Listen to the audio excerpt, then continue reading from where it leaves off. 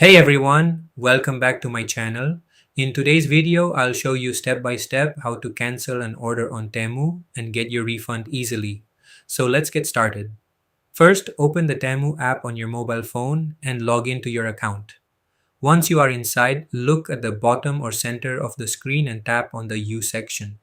This is where your profile, orders, and settings are located.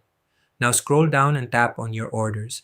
Here you will see all your recent purchases. Find the order you want to cancel and tap on it to open the details page. Inside the order details, look for the headphone icon and tap on it. This will open the help options for your order. From here, select Return and Refund to start the cancellation process. Now you will see instructions on the screen. Follow them carefully and choose the reason for cancellation. After submitting your request, Temu will review it. If your order has not been shipped yet, the cancellation is usually approved quickly and your refund process will start immediately. If it is already shipped, you may need to wait for delivery before requesting a return.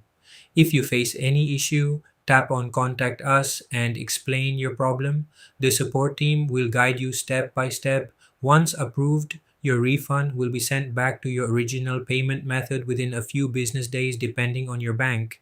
And that's it. This is how you can cancel order and refund on Temu easily.